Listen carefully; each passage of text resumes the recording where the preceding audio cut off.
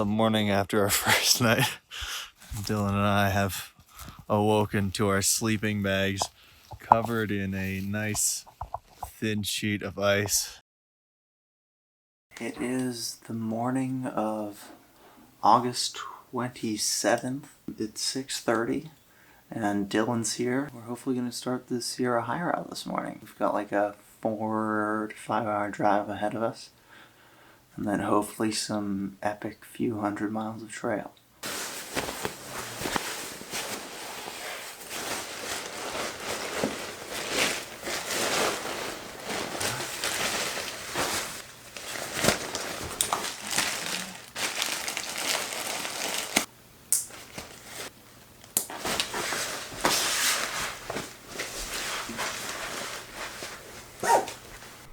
We're all ready to go.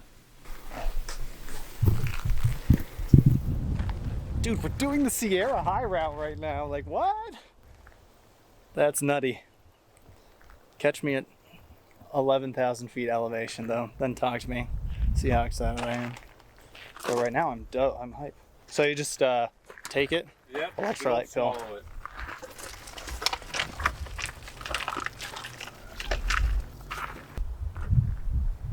Here we go. Sierra High Route. Let's do it.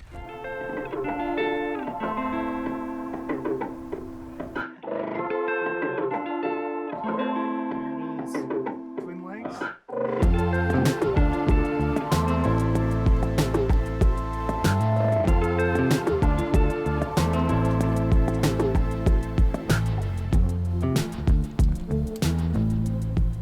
All right, we're at about 10,000 feet. Hoofing our way up to Horse Creek Pass. The trail's actually been pretty good so far. We're starting to lose it now as we get up into all this talus, but walking's been good so far.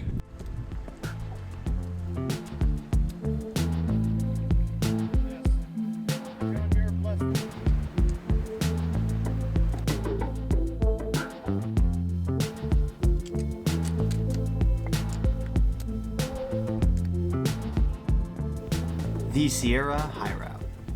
195 miles of rocky spires, granite monoliths, pristine lakes, and rugged passes, all along one of the most beautiful ranges in the country. It splits its distance, about half time on trail and half time off, while running along the crest of the Sierra Nevada mountains. Needless to say, it is epically difficult and epically beautiful. The high route has captured my imagination for years, but I've never been sure if I was up to it. And as I embark on this trip, I'm still not sure that I am. Luckily, my long-term hiking partner Dylan was just crazy enough to want to come along. Not only were we going to attempt the SHR, but we planned to tack on another 50 miles by adding an extension known as the South Sierra High Route. We've hiked together in the past, but this was going to be our most ambitious trip yet, by far. Our starting point was the northern terminus of the SHR, Twin Lakes, California. From there we were headed 240 miles to the southern reaches of the High Sierras, a trailhead called Cottonwood Lakes. All right, there's our first view of Horse Creek Saddle up there, Horse Creek Pass. It's going so good. 3 hours in, and we're almost to the top of, almost, another 500 or 600 feet to the top of Horse Creek Pass. We're just going super good. All right, we did it. This is Horse Creek Pass.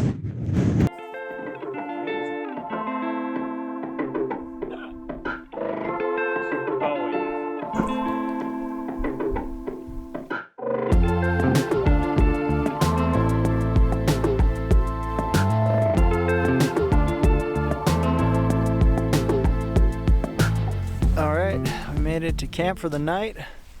That's camp right there. I think that is Virginia Peak. I'm almost certain that's Virginia Peak back there. That's Dylan. And this is our view. It's the morning after our first night.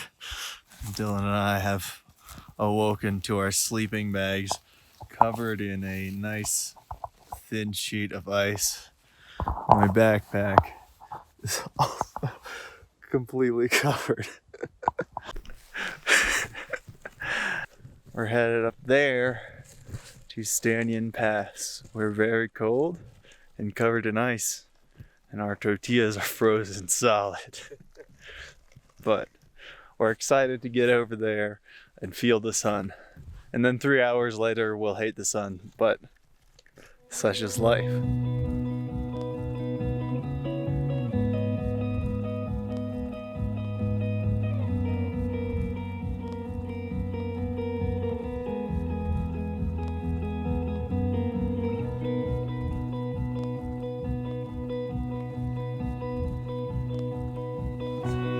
Here's our new view.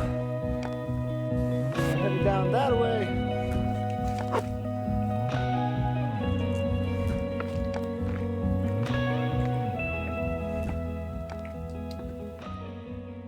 Our first challenge is the elevation. We both live near sea level, where the air is rich with oxygen, but at 7,000 feet, effective oxygen drops by about 25%, and at 12,000 feet, it's about 60% of what it is by the ocean, and we are feeling it. Both our legs and our lungs are heaving from the strain. I hope we get over it in under 2 hours.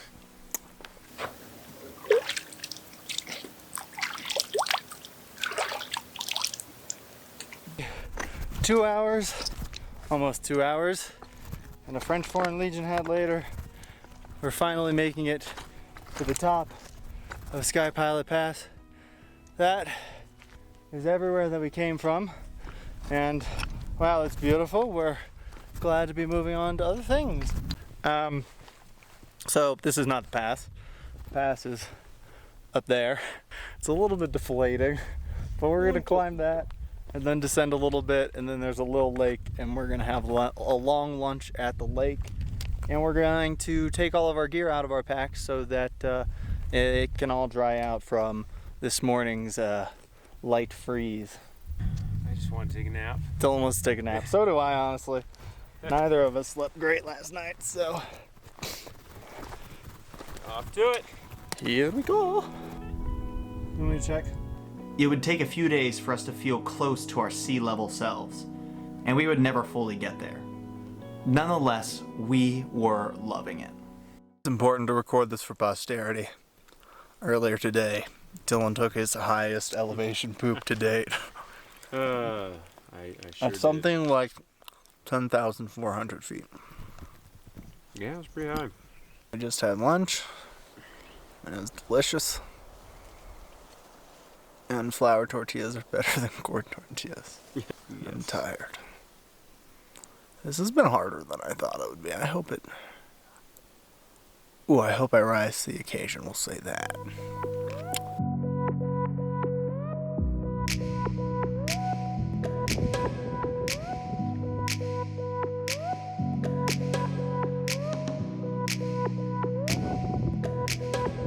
We're about to go wrap around that lake and munch all the way up that thing. It looks so steep. We are both pretty used to hiking on trail, with over 4,000 miles covered between us.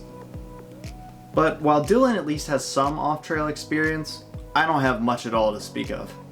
And at the very start, we're spending a lot of time off-trail. Oh my god. We're getting up there, but man, it is brutal. Today is almost certainly the hardest day of hiking I've had in my life. And I've hiked quite a few days. It has just been up and down, you know, over 500 feet of change, at least, probably over 6 or 7 per mile. Totally off trail, a lot of it on talus or scree. It's beautiful, man. It's so beautiful, but boy, is it hard. Look at that. We gotta figure out how to get through that.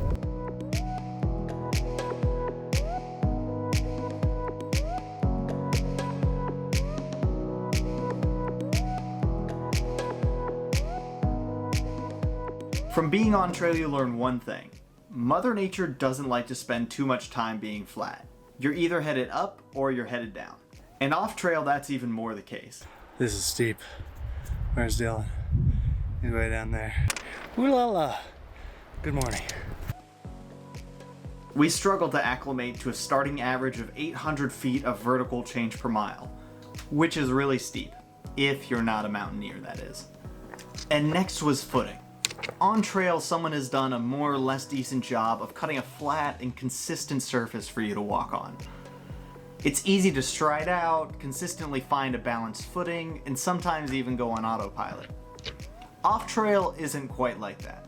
Especially in the alpine, every step can be tedious. It can require balance, an uneven pace, and constant attention. For me, getting used to this strain was a real hurdle. Okay.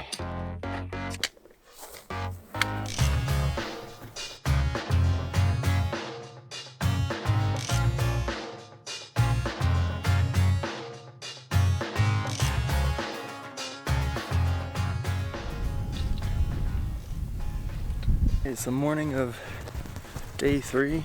Our only goal for the day is really to get as far past Tuolumne Meadows as we can, because you can't camp within, like, I think it's 5 miles of either side. The trail looks like it's gonna get a little bit easier from here for the next 30 miles or so, so that's a blessing, because we have been pretty beat up.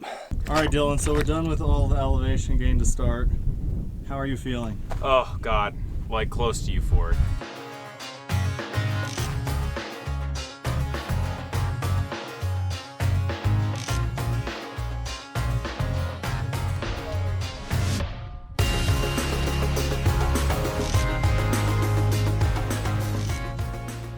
We made it to Tioga Road and Tuolumne Meadows.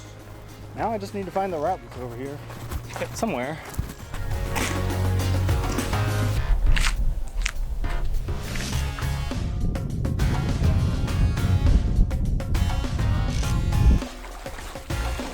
Oh God!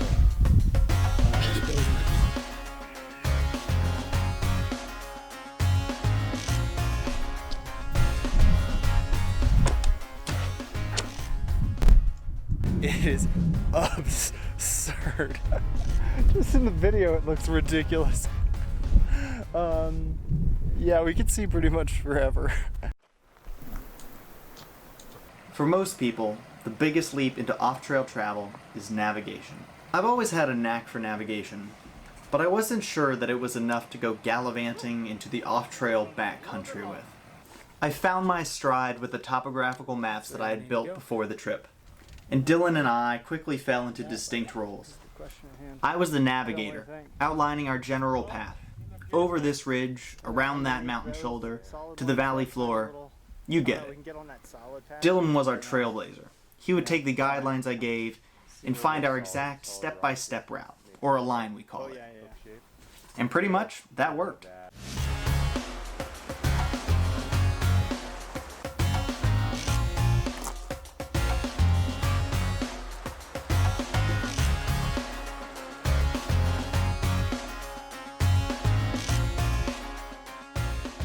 Just broke off trail from, I think it was Iceberg Pass trail. Now we're going cross country up to Blue Lake Pass.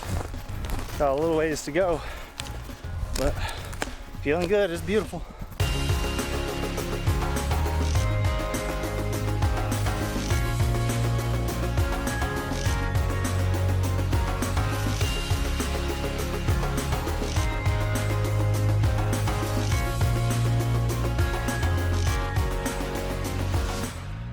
Made it to the peak, to the summit. What is this? This is A pass. This is a pass. So we made it to Blue Lake Pass.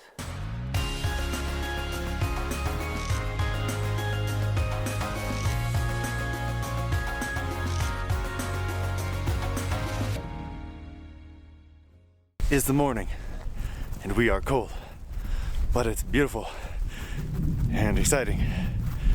Another day of awesomeness. It's gonna be great. It wasn't windy last night, but it's windy right now. That's okay. I'd rather have it that way than the other way around.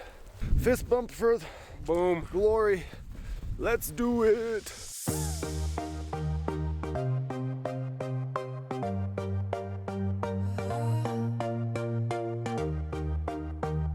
Somehow we have to hike up.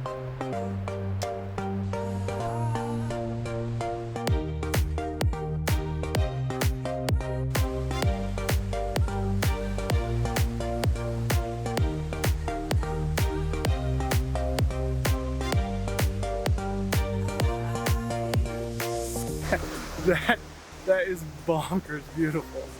Okay, we're doing more scrambling, much more still to go. But wow.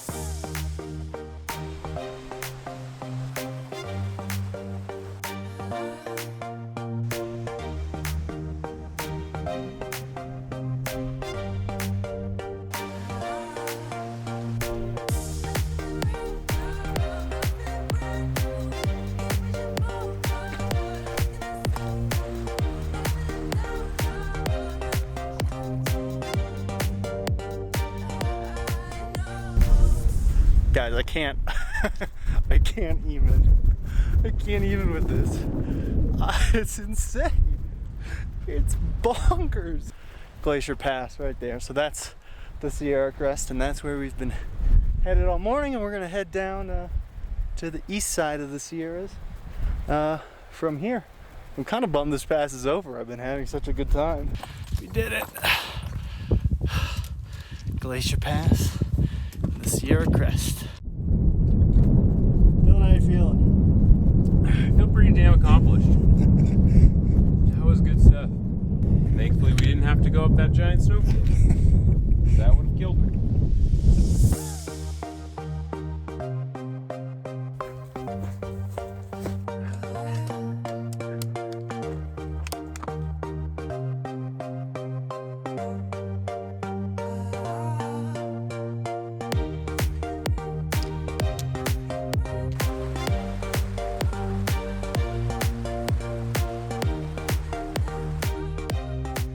Those are the minarets.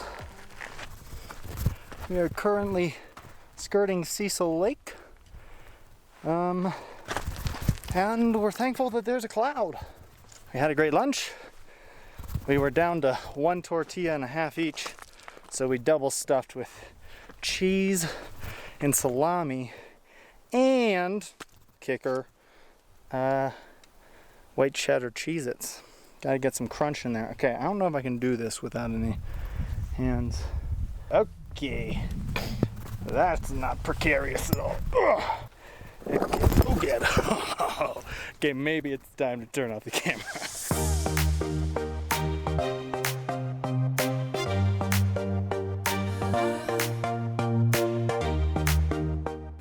Are we out of the woods yet? Are we out of the woods yet? After a few days in this stunning but difficult terrain, our still untrained legs and unacclimated lungs were desperately looking forward to a rest. Our first resupply stop was 80 miles in. Mammoth Lakes is a small, outdoorsy town at nearly 8,000 feet, nestled in the eastern Sierras, where great food, kind people, and mountain vibes can draw you in and just keep you forever. I'd spent a 0 day in Mammoth Lakes during my PCT thru hike, and was excited to get back. And Dylan was equally as stoked for some hot food and a place to sit. We couldn't get there fast enough. We're like 7 miles out from town. So we're very excited, so we'll break camp early tomorrow and get into town and stuff our faces and become lethargic. Takes me back to my hiker trash days. We're gonna smell so bad sitting in some cafe. I can't wait. It's town day. We're ready. Town day, warm food on town day. Things to sit on, town day. Town day you get to sit on things that are made for sitting on, which is the best thing ever. Sit on a chair with a cushion. Ah, now that is living high on the hog.